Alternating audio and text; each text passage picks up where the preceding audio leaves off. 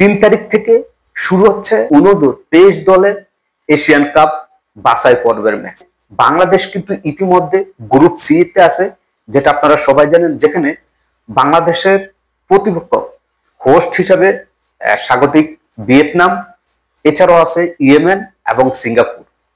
এই 3টি দলের সাথে বাংলাদেশের 3টি ম্যাচ কত তারিখে কয়টার সময় শুরু হবে সে বিষয়ে বিস্তারিত জানাবো। ইতিমধ্যে 23 দলের কিন্তু অলরেডি দল ঘোষণা করে দিয়েছে, যেখানে স্ক্রিনে দেখতে পাচ্ছেন মেহেদী হাসান সাবন, সাকিব আল হাসান, আসিফ, জাহিদ হাসান, শাকিল আহাদ, কামেসি মারামা, সাব্বির হোসেন, রিমন হোসেন, জায়ান আহমেদ, বিদেশি প্লেয়ার, তারপর হচ্ছে মিন্টু চৌধুরী, মুজিবুর রহমান, শেখ মোরসালিন, হামিদ শালিক, তারপর হচ্ছে সাজিদ হাসান, কিউবা মিচেল, যেটা নিয়ে বসুন্ধরার সাথে অনেক তর্ক বিতর্ক ছিল, ফাহমিদুল ইসলাম, তারপর হচ্ছে আমরান ফয়সাল, রাজু আহমেদ, মিরাজুল ইসলাম, রাব্বি হোসেন এবং পিয়াস আহমেদ আলামিন, এবং আমাদের সকলের পরিচিত কোচ সাইফুল বারী টিটু, তার নেতৃত্বে এই বাংলাদেশের যে স্কোয়াডটি ঘোষণা করা হয়েছে, যেখানে জাতীয় দলের বেশ কয়েকজন পরিচিত মুখ।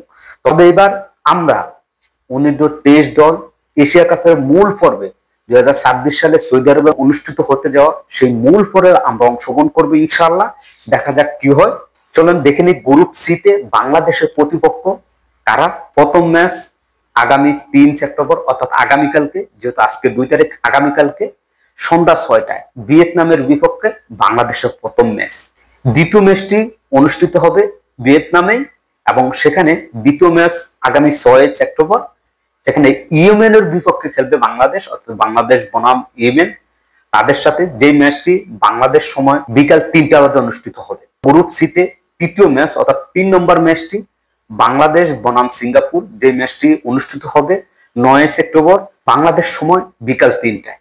এই যে 3টি ম্যাচ বাংলাদেশ, ভিয়েতনাম, ইয়েমেন এবং সিঙ্গাপুরের সাথে 3টি দেশের সাথে 3টি ম্যাচ খেলবে। এইখান থেকে জাস্ট 2টি ম্যাচ জয় দরকার বাংলাদেশের, তাহলে আমরা কিন্তু এশিয়ান কাপের মূল পর্বে চলে যেতে পারবো।